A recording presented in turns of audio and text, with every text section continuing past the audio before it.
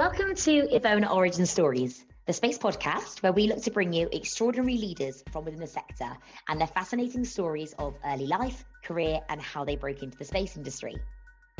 We've got a great episode for you this week as we speak with Patrick Shannon, engineer, entrepreneur, self-professed sci-fi nerd, and the CEO of TrustPoint.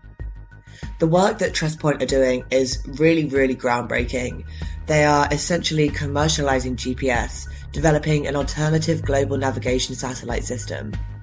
The company was only established in 2020, but they're already making enormous waves across the industry. As a lifelong lover of space with a childhood dream of becoming an engineer, Patrick shares some really great advice for anybody looking to break their way into the industry. Well, hello, Patrick. Welcome to the podcast. Very excited to have you here. Likewise, excited to be here. Thank you for the invite. Oh, you're very welcome. Our pleasure. So, if you don't mind, we'll start from the beginning. I think it's a great place to begin your story. Absolutely. Yeah. So let's start with kind of the early days of Patrick Shannon. So talk us through where you started in life, where you grew up, school, college, and then how you found your way into your early career. Yeah, absolutely. So I grew up in the Boston area, north of Boston. My family's from that area of the world. And I guess you could say as a kid, I was big into science fiction and got into some model rocketry at one point. Kind of the common things you might see a middle schooler or an early high schooler getting into. Of course, as you get on through the last couple of years of high school, you start saying, okay, what am I going to do with my life? And it was a very easy transition to say, okay, I'm going to go into engineering of some sort. So that's what I did. Applied to a bunch of engineering schools. Was very fortunate enough to get into MIT. So just hopped in a car and drove down towards Boston. About 35 minutes from where my parents live and where I grew up, and did my undergrad at MIT in aerospace engineering. So core 16 for those who are familiar with the numbering system they use there. I guess from the MIT standpoint, I actually had my eyes set on going into the Air Force. So I did aerospace engineering, did Air Force ROTC for a period. I was very bullish on going into the military and initially going into like acquisitions and working on like classified satellite stuff. That was kind of one thing that I found pretty interesting. Roundabout way, did not end up doing that, but did end up working early on in my career on classified satellite work. So joined a company called Orbital Sciences, coming out of MIT, moved down to the DC area, and got to leverage that aerospace degree, doing satellite systems engineering actually to start. So looking at the big system level, doing a lot of conceptual design work, requirements, system level integration, concepts, and actually some newer system development as well, from the ideas of how do you build systems for satellites that the U.S. government in particular could buy in different ways. So that's kind of like the start of my career. The thing I'll also point out is there was a big component, and I'm sure tons of folks in the aerospace industry have this big component of my, I guess, personal interests came through science fiction. And very early on, I was introduced to Isaac Asimov and some of these other authors that have kind of written these kind of pivotal science fiction novels and things over the last century, Jules Verne and the like. And that piqued a lot of interest as well. That also kind of factored in. It was like, hey, these guys are very futuristic. They're looking forward. I want to help build that type of future. So there's a big component of my early career wrapped up in that as well. Yeah, definitely. That's something interesting. Interestingly, but not surprisingly, we hear from, I think, the majority of people we've had on here when we kind of start on the early days of their life.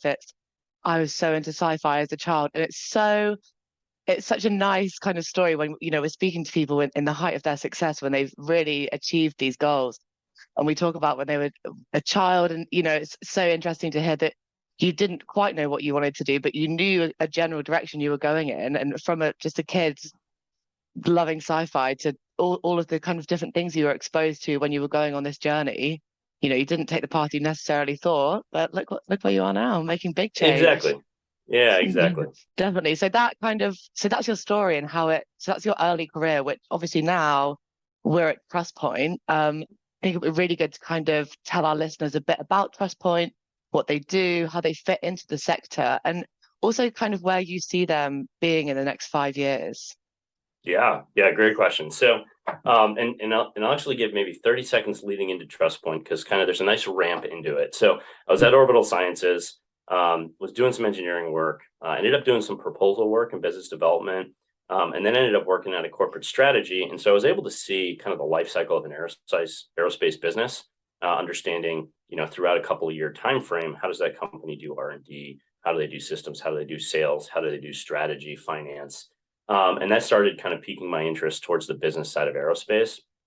And I spent a couple of years working for a small company after Orbital in DC on kind of microsatellites and just cutting my teeth in the kind of the commercial space world. Used that to go do some grad school.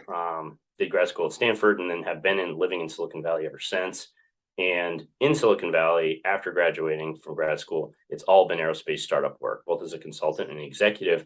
And primarily, I always knew at that point, kind of coming out of grad school, that I wanted to be an aerospace CEO of some sort, right? And that can take a lot of different permutations. There's a lot of experience I needed to go get, a lot of network I needed to build. And all of that kind of culminated with the founding of TrustPoint. But just prior to TrustPoint, got a chance to build a lot of spacecraft, CubeSat and microsat class. Did a bunch more sales work, helped a company with their strategy, pivoting as a consultant. So I had some really great experiences, and all of that culminated in the founding of TrustPoint. And TrustPoint was founded, we are a commercial GPS company. So I'll start right there, right? TrustPoint is a commercial GPS company. We're going to be building a constellation of over 300 spacecraft to provide new and innovative GPS-like signals, right? So we use GPS day in, day out for everything, right? It's not just how we navigate to, a restaurant we haven't been to before and how we get around a town we haven't been in before, but it's also our global timing synchronization service. It's how all of our wireless networks stay synchronized and have such good data capacity. There's a big component of it, obviously, in the military. And there's massive components also just in kind of consumer and civil services. When you start thinking about gaming, you start thinking about future of augmented reality, and we see a big opportunity there. So, from the TrustPoint perspective, how are we going to help enable that? So we're building kind of the infrastructure layer and providing a new set of signals. And historically, the U.S. government and other governments around the world have been in charge of that portion of the program, right? The Air Force puts up satellites, they provide the signals they want to provide, and then the commercial civil world have to figure out how to use those to the best of their ability. And that constellation gets refreshed, but there's not a ton of control over it. There's not a ton of innovation just because the life cycles are long. Today, a lot of people aren't aware of this. Today, there are 7 GPS spacecraft in the constellation that date back to the 90s, right? So the technology is really old, and they're fantastic spacecraft. Don't get me wrong, right? For a spacecraft to last over 20 years in an operational state, even if slightly degraded, is fantastic engineering feat. But we want fast iterations. We want evolutionary capability, and that's what TrustPoint's intended to bring to the scene, right? We can iterate fast. We can replenish constellation fast. We can build low cost proliferated systems, and really improve upon capability. So that's what TrustPoint's about. Now, you asked where do you see us in 5 years?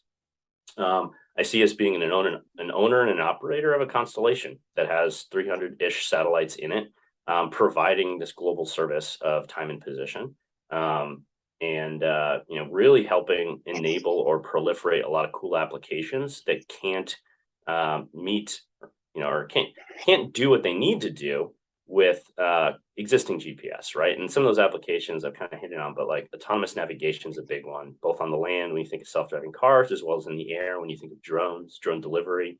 Urban air mobility is another big one that's very interested in this new capability. Those are the flying taxis. Augmented reality, I think, is going to be big. When we start talking about going from something like Pokemon Go, right, where you have a phone walking around a town or a city collecting Pokemon, great, but what would be way cooler is if you were doing that with augmented reality glasses, right, and had hyper precision capability in those glasses, so you could see a virtual environment superimposed on the real one and have an enjoyable, entertaining experience from that. So that's another thing I think that we're going to help proliferate. And some of the technologies we're doing should make the receiver smaller, the antenna smaller, more low power, cheaper, and all those things factor into kind of enabling a lot of these applications. So in 5 years, hopefully we've got a bunch of customers across those sectors. We have 300 plus spacecraft up there.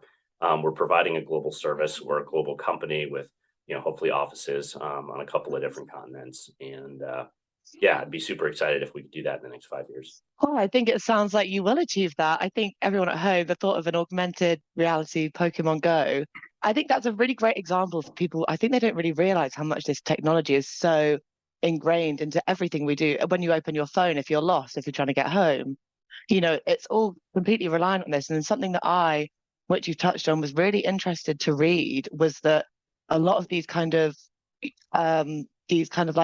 systems and the satellite constellations we have are based on concepts from the 70s and 80s, and then were commercially deployed in the 90s. And I think that to me was quite surprising, because you'd think it was, being constantly updated, and it was, I think it was made much more recently than that. So I think it makes perfect sense for a company like yours to kind of, to develop this technology so it can keep up with modern life, because it is starting to sound a bit outdated when you get the dates into it. Yeah, exactly. And we're not going to knock the defense industry. They make exquisite systems and they pursue these requirements, but it is slow and it's expensive. And there's a lot of the world that don't need that level of system. And I think after a couple iterations, a generation or two of our constellation, we will have the same level of capability at the component and subsystem level that these big guys have. But we'll still be able to do it for a fraction of the cost. And that all comes through iterative design and development, right? Which their iterations are in the order of 7 to 10 years, sometimes 15 years, right? So if you would assume, and this is just back of the envelope, but let's say every generation of satellite is 10 times better than the previous one, right? GPS has only had two iterations of really designed for a full system. They've had a couple of generations of spacecraft, but for the most part, you've kind of replenished the constellation 1.5 times. And so they only have maybe a 10x increase in total capability. A commercial company that does that every 2 to 3 years or every 3 to 4 years, right, in that same 20-year time frame, is going to have something that's much closer to 1,000x, right, or 10,000x of the capability, just because of how they improve and they're able to bring in technologies from other sectors, iterate on the design, keep things flowing, moving forward, building momentum around that new technology. Learning from it and doing it all over again. Yeah, completely. Absolutely. Not to bash the military. That's not what I was trying to do. Yeah, we love those guys. Great. Not my intention at all. But it's times are changing so rapidly, more so than ever, especially when it comes to satellite technologies, as you said, with kind of microsats and CubeSats. And since the 70s, 80s, 90s, I feel like hundreds of years have passed in the way that we're kind of developing and the things we're able to achieve. So this is very exciting work that you're at the forefront of. I can't even imagine. Oh yeah, it's exciting stuff. Yeah, very exciting. This kind of brings me on to, it's a bit of a more of a broad question, but I feel that we've touched on. You've had some very comprehensive experience that's kind of led you to where you are today. You obviously have a passion for so many things across the industry, STEM in general, so many industries that you've kind of been involved in.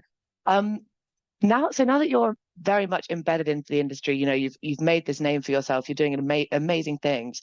What would you say is that you love the most about the space sector in general? Yeah, I think it's like the massive aspiration the space sector has, right? And that's not unique to space. There's a lot of sectors that have these far-ranging visions. But it's hard to compete with, a vision that includes things like settling Mars and traveling to other stars and, potentially getting out to a place where we might, find, life beyond our solar system. And that level of aspiration, which is not something we'll achieve in the next 10 years or the next 100, maybe not the next 1,000, maybe not the next 10,000, right? And hopefully we're still around to do that type of thing in the future. But the goals are so big that it's really exciting, right? And that massive aspiration, I think, is really interesting and a major kind of thread in the space industry.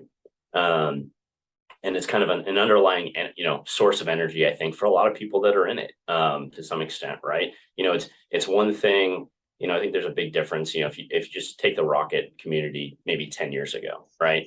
A mid or junior engineer working for ULA, Lockheed, or Boeing, working on exquisite technologies, for the Delta IV, the Atlas V launch vehicle, right? Nothing wrong with that. Fantastic vehicle, right? But the aspiration there is to put up another defense spacecraft, right? Or to solidify your supply chain to be more US centric for national security purposes, right?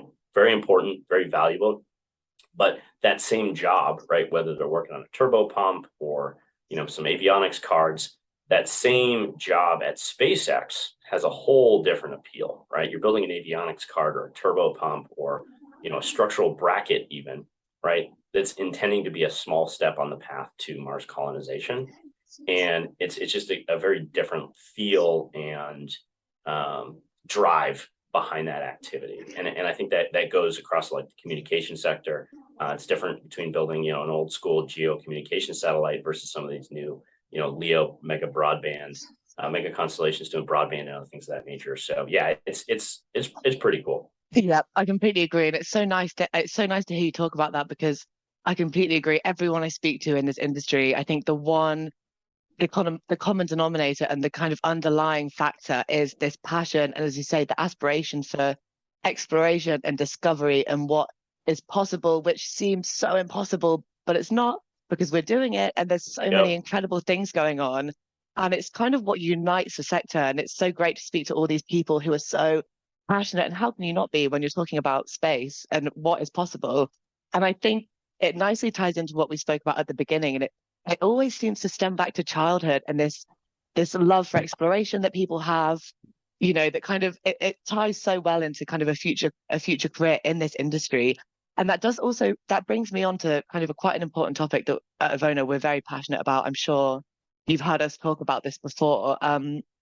So one of the reason we even started this podcast in the first place is to make space accessible for everyone by, talking to people like you, getting your backstory, what you love about the sector. It's so great for people to hear. One hot topic across the industry right now is kind of the battle for good talent and what more we can be doing to kind of nurture that within the industry so that it can continue to progress alongside humanity. We personally, and I know this is very common view across the industry, believe that we kind of need to be impacting this change at a lower level for young children, whatever age they are, whatever school they're in, having STEM activities, these lower level STEM activities, to get these young people inspired, to get them thinking about what's possible, what they could do with their lives, and to follow that and not let, anything that comes along the way as you start growing up kind of deter you from doing that. So yeah, just kind of ensure the sector's growth into the future, the youth, how we can be kind of influencing young children. What are your thoughts on that? And what do you feel that we could be doing differently, maybe across the industry and at STEM level, to kind of impact change for the sector now as well as for future generations? Yeah, that's a great question. I mean, the big one.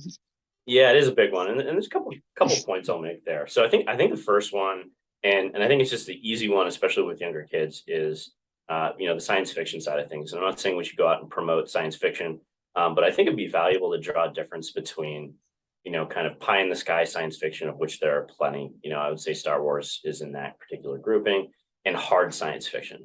And hard science fiction is more like The Martian, written by Andy Weir and then made into a movie with Matt Damon. It was a fantastic example of something that's in the future, but very tangible, right? Like we're not that far from that. And it gives people a very clear vision of where we might be. And it's digestible more so for those younger audiences, right? Than trying to say, hey, go, study math and science, right? Like that's not fun. That's not necessarily something they want to spend their weekend or their night doing. They want to go play video games.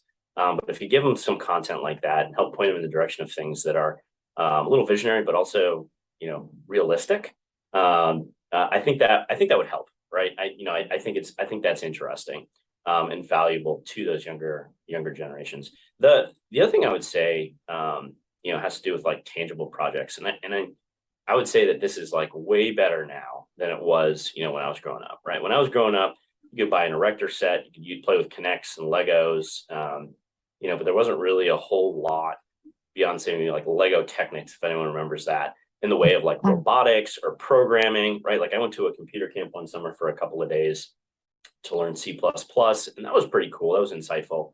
And it gave me a sense into how computers work.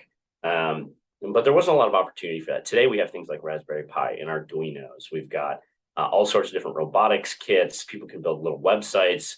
And I think those things are fun and valuable and super kind of a super good way to get people close to technology, right? Like STEM, it's not a book, it's not a classroom, right? It's an implementation of something. And you can do that through projects. And so I would say, one of the other big things is, help schools or communities or even, your own household have project-oriented stuff on hand, right? Buy Estes rockets, buy Arduinos, put them on the table and let the kids play with them. And then I would say that also kind of sets the stage for what I might recommend for high schoolers and college students, right? So there's a ton of people that do STEM in college, right? Get an engineering degree or a science degree, and then go off and do different things, whether it's business or teaching or, join the military, do other things. And there's nothing wrong with the other topics, but I feel like there was a big gap, at least in my kind of cohort in college, that we did have project work, but we weren't tied in with industry well. And one of the things I did early on in my career, which one of my mentors told me to go do, is self-fund conference attendance, right? So a lot of times you show at a company and you say, hey, boss, I want to go to a conference. And they're like, okay, write a paper. Or, maybe when you get promoted, right? Maybe we're going to send someone that's a little older. And that's all well and good for the company. It's probably the best for the company. But I would say one of the greatest things I did early in my career to really get tied in with the industry, which then, kind of was a really supportive aspect of my STEM career, was going to a couple of conferences early. And it's expensive, right? You got to save up money to travel, for hotels, to go to the conference. And on that front, I would say to people who are organizing conferences, you guys need to have student rates. And a lot of conferences already do this, but that student rate can't be like $500 instead of $2,500. That student rate needs to be the size of a bar tab, right? It needs to be $50. It needs to be a no-brainer for them to come. And the beauty of that, and I think if you take the long term or the long view, you get a bunch of students in for $50 one year, right? They come back for $50 the next year. 5 years later, they're coming back at full price, right? So it's good for the conference folks. But for the STEM folks, if you can encourage those early professionals and those college students to get to conferences, they see way more companies, they build their network, they see the exciting things, they feel the energy, they find people that they relate to, start building their own little kind of professional cohort. And I think that drives them more into STEM and solidifies that STEM, their potential success in STEM. Because as we all know, networking is a fantastic thing you can do for your career. And the larger network you have in STEM, the more successful you're going to be. And when you're more successful, you stay in it, right? You pursue it harder. So back to your question, I would say it's get out there and engage, get the students, whether they're late high school or college or early professionals, get them engaging with industry beyond their day-to-day job. Get them, and the best way to do that is conferences. And it's expensive, but find a way. I think it's great. Yeah, I completely agree with you. And I really like just to touch on what you kind of said earlier about younger children. I think that's a really great point to make. As technology kind of advances and all the capabilities that we have, I think it gives us the chance to bring these young people closer than ever to the real thing and to inspire and to illustrate. And I think really more than ever, we can put them in the shoes of these people that they might want to follow in the footsteps of. And, we've got the ties to industry, and we've got these incredible activities that are so accessible for these children to do, that we can bring into them. And it can be so immersive for them now more than ever. And I think that's, I think that without a doubt, personally, I think that is what is going to inspire these young people to actually, whether it's for a few hours in a workshop, someone coming into their school, however old they are. Yep. That I think that could be such a defining moment when they're sat in their chair as the CEO of some sort of aerospace company. They'll say, "Oh, they're on this podcast," and say, "What was it?" And they say, "Oh, it was a course I did. It was a little workshop I did when I was 10 years old." And it's so important. They're so young, but that's when we need to be nurturing this. And kind of go on to what you said later about the kind of the conferences and the importance of getting young people involved in that. I completely agree with you there, because I think that, as you said, networking and collaboration and being able to speak to people and learn from people is the most, I think that personally, I believe that's the most valuable tool, and that's what you can learn the most from. And that's actually something that I would quite like to ask you about, funnily enough.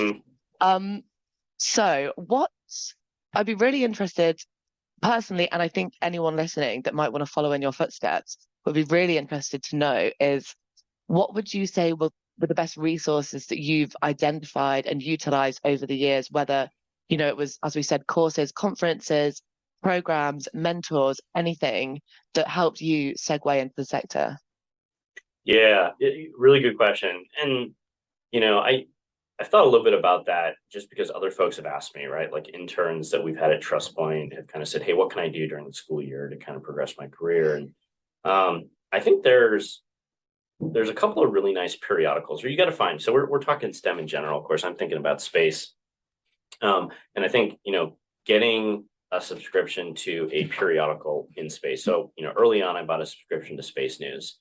And it kept me kind of on the forefront of what was going on. I didn't read it all every time it came out. I didn't have that amount of time available. But I'd see articles and I'd stay up with it. I subscribed to a couple of different space-related news blogs. And in keeping an eye on kind of where the industry is going, what cool things are happening was both kind of motivational, but it also kind of just created leads for my career, right? To the point where I was like, oh, that's a cool company. Maybe I should go talk to them next time I'm looking for a job. Or, yeah, that's a cool company. And then on LinkedIn, you see a buddy of yours just started working there. And now you're like, oh, I know what he's doing or she's doing. And now I can go talk to them. So I think being in touch with news in your sector, in your STEM sector, is very important. And finding a nice way, an efficient way to do that would be valuable. In aerospace, I found great success with Space News. I think there are other really nice kind of daily newsletters that have come out and other, recently that have been good as well. But Space News was kind of the preeminent and I think still kind of the premier, at least here for the US, capability of kind of sharing that updated news. I'd say another resource is looking for kind of continuing education opportunities, right? And I started grad school part-time remote and then finished full-time. I got a bunch of friends and colleagues that did, their grad work part-time or, just additional classes to learn new skills. And I think a lot of people, or at least definitely I did when I initially got out of school, undergrad, I was kind of like, all right, I'm done with class. I'm done with learning. I want to go do something real. And when I started grad school, I was a little worried. It was like, all right, I need to go to grad school for my career. I'm a little worried about going back to class. Like, am I going to really enjoy this? But I was able to find a pretty kind of flexible program and pick classes that were valuable to my career that I found super interesting, right? It's not as restrictive or constrictive as an undergrad program that's trying to give you kind of a broad education plus a sector-specific set of skills. This is very much a sector-specific set of skills that you kind of get to cherry pick sometimes. So I would encourage folks to start looking at continuing education. It sounds silly, but taking a class on machine learning or taking a class on business strategy, it's super valuable. And I found in my career when I started my part-time grad work, I would take a class. And because I was working during the day and doing classes at night and on the weekends, I would take stuff out of my classes and apply it the next day at work, right? Partially just to see, hey, does this work in the real world? Often it did, right? There's a reason they're teaching it. And I found that very valuable. So I would encourage folks to look for, not necessarily full-time grad school. That's fantastic as well, but part-time or kind of temporary kind of professional learning activities. The other thing I would say is mentoring is huge as a resource, and you got to kind of build that. Yeah, build that for yourself. I did something, and I won't say this always works. It really depends on the culture that you're in when you're at a company looking for mentors.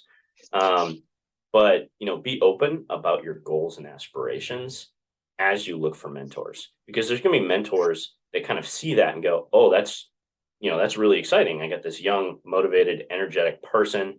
I'm going to bring them onto my programs. I'm going to give them opportunities to lead, to prove themselves, more responsibilities, right? That helps build a resume.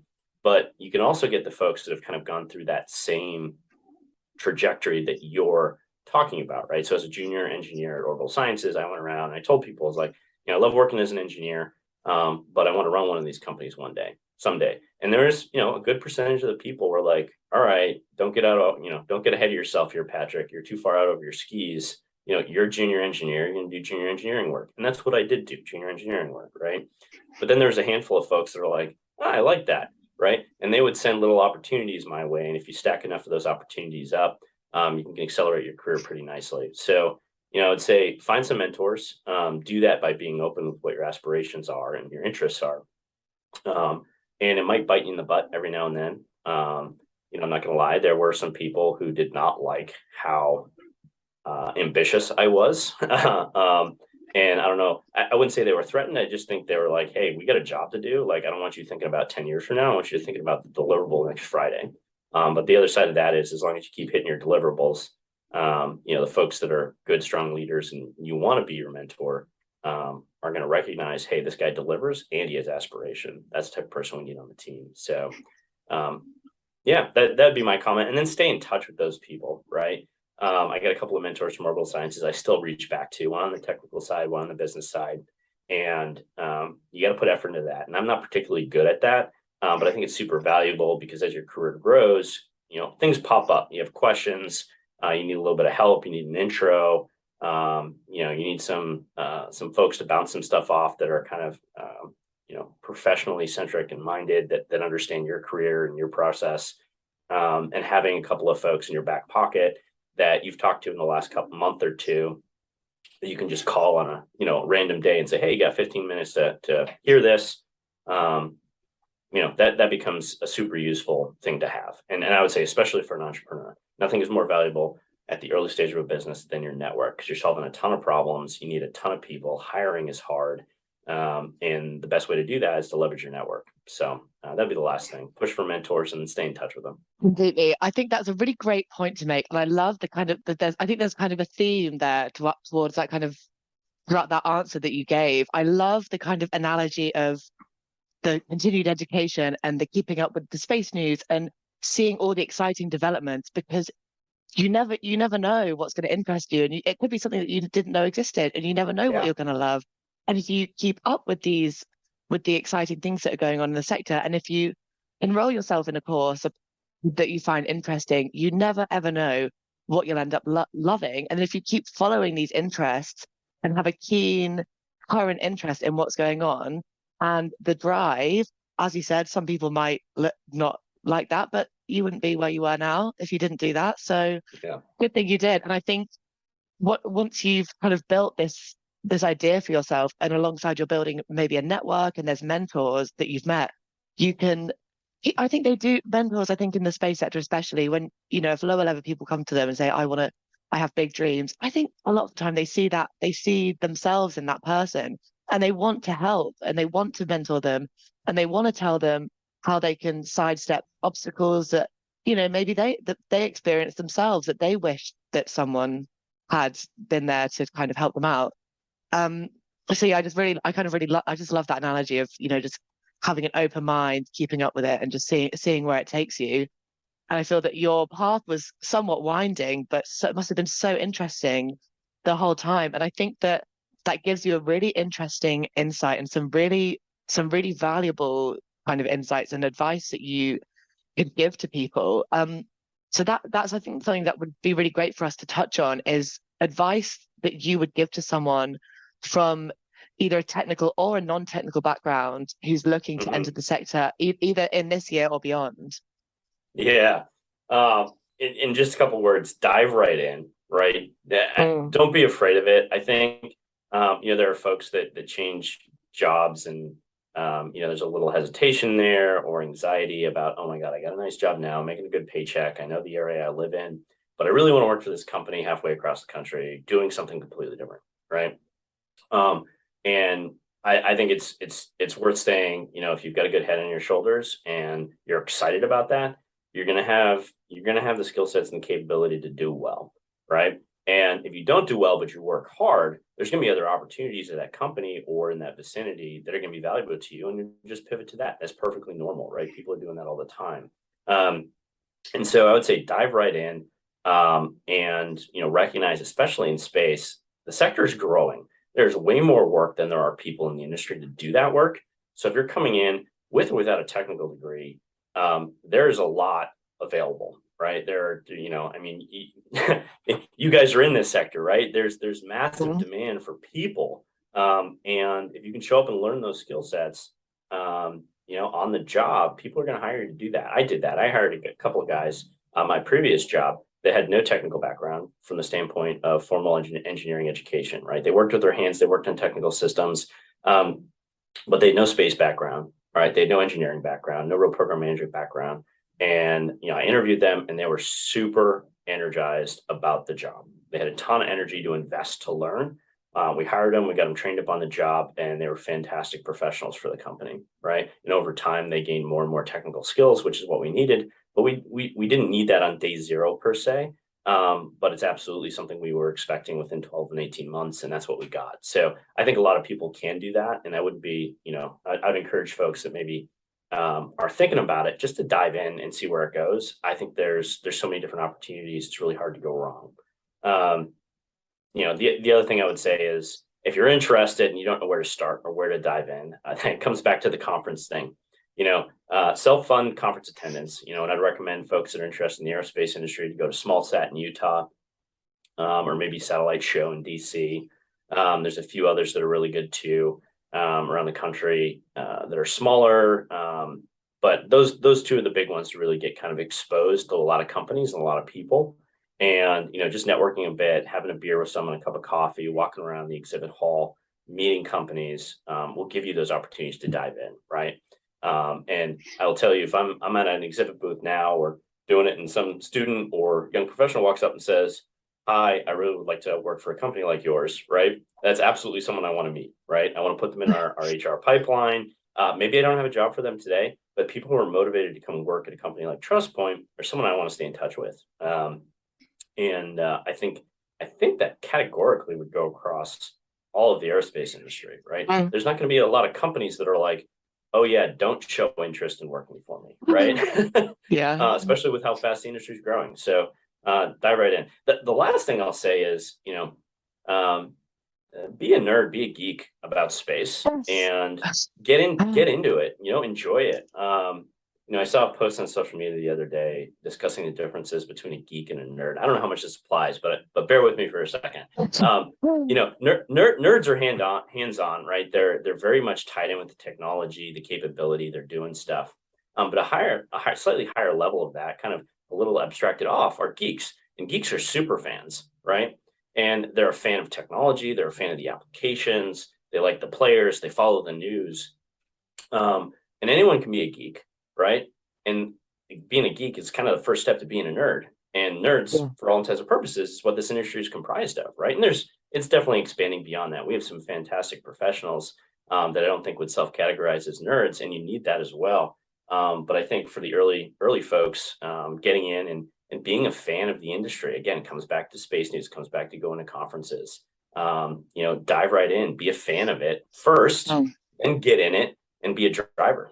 So that's my recommendation. I think we're all space nerds, geeks. I think surely on some level to be working in this, you got to be.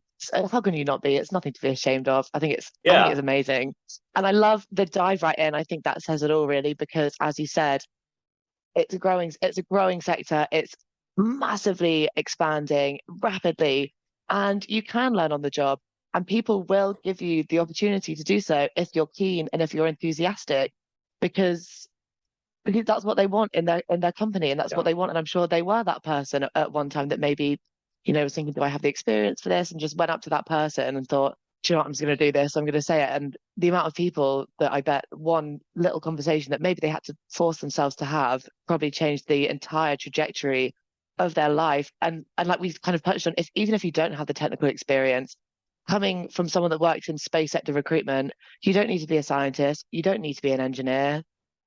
I'm not a scientist or an engineer. I've got an English literature degree and I'm a copywriter. You need marketing executives, you need media specialists, you need business developers, we need people in sales. So if you want to work in space, don't be put off if you're not a science person, if you're not that way inclined mentally and intellectually, because that's not the only measure of intelligence and the only way you can succeed in the industry. So I think exactly how you said, just go up, just have the conversation, be bold, dive right in. Yeah. It really says it all. I think that's really, really great advice.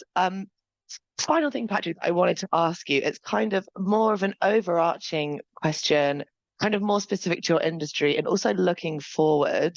I just would be very interested to know on your thoughts on the current state of, well, the space industry, but maybe more specifically the use of kind of growingly commercialized GPS, and how do you see that evolving in the next 5 to 10 years? Yeah, so I think Yes. All right. So we talk GPS for a second, right? There's a little bit of Yes. variety today, right? You got the GPS system, you got the Galileo system, Beidou in China, GLONASS out of Russia. There's a couple of regional systems too, in Japan and India. And these are great systems, right? But the variety is pretty low, right? We're talking about six systems, give or take, two of which are only kind of partial, maybe three are partial.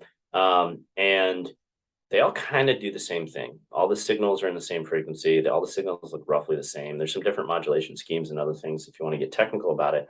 But for the most part, it's a similar system, similar service. In GPS, I think what we're going to get for position, navigation, and timing, PNT is kind of the acronym used more at a kind of a more abstracted level than GPS. For PNT, I think we're going to get a lot more specialized systems, right? We're going to see diversification, right? There's some great examples of this. If you look at internet, 20 years ago, right? We all kind of had dial-up modems, 33.6K, was it 55K modems? Everyone's internet looked and felt the same. There's a few folks with a T1 line, right? Back in the day. But for the most part, it looked and felt the same. Today, internet is so diverse, right? Getting any sort of internet access can be wireless over Wi-Fi, 4G, 5G, broadband from space, hardline, fiber, coax. And each of those has optimization for different types of users, right? Or different applications. And so we have a massive variety in kind of general internet access. But for GPS and timing, it's kind of one flavor, one size fits all currently. But that's not optimal, right? So I think in GPS, we're going to get something that is much more diverse. And as costs come down for launch and for spacecraft, people will be able to provide multiple services from multiple sectors, right? I think a GPS service for an IoT device looks very different than an automotive car, looks very different from a military user, looks very different from a large commercial aircraft. All of them have different requirements, different pain points, and it doesn't, you can't necessarily serve all of those customers with the same service. So I see kind of in 5 to 10 years time, us having a much wider variety, many more options for GPS-like capabilities. Enabled by commercial players like TrustPoint. And I think TrustPoint will have a few different flavors in the long run that we'll be able to provide to both grow our business, but also to give, the optimal capability to the user segments we're serving. Yeah, I completely agree. I think TrustPoint are really at the forefront of a very, very exciting, emerging and crucial, I think most importantly, vital staple of modern life. It's the sector, what you're doing. And I think it affects everyone. And I think every single person, whether you're in the sector or you're not, we can all relate to and we all understand the issues that TrustPoint is working to solve. And I think are definitely going to do so. And I'm just very excited to see where this takes us. Yeah. Very, very excited for you guys as a company. We established 2020, am I right? Yeah. We founded in 2020, raised a seed round late last summer, early fall timeframe. We're about a team of 10 now. So yeah, we're still very new, very young. I'd encourage anyone that's listening that wants to learn more to reach out either through our website or over LinkedIn. And of course, we do internships. So for students out there, let us know. And we'll also be hiring over the next couple of years. So we'll have plenty of job recs out for folks. And we'll probably want to talk to you guys at EVONA as well about some of those. So a lot of opportunity, and we are young and growing. So if you want to get in on the ground floor or the first floor of what I believe is going to be a pretty exciting ride, now's the time. Well, I know we do. I know EVONA would absolutely love to work with you, and I think after that offering, I think you might be inundated with LinkedIn messages quite soon. I hope so. Yeah. The Patrick Shannon, if searching on LinkedIn, that's the easy one there. And then for TrustPoint, the shameless plug, trustpointgps.com. Pretty easy URL there. Well, there, an open invitation for anyone listening to, as we said, dive right in, ask the question, because you never know where it's going to take you. Yeah. Yep. Absolutely. Amazing. Well, Patrick, thank you so much for joining me today. I've really, really enjoyed speaking to you. Such an interesting conversation that I'm actually going to go and research more about now. Absolutely. Please do. Again, thank you for the invite to be on. Happy to share my thoughts. Really excited to have been here and for that opportunity. Yes, me too. It was an absolute pleasure, Patrick. Thank you so much. Enjoy the rest of your day. You too. Thank you. Bye. Bye.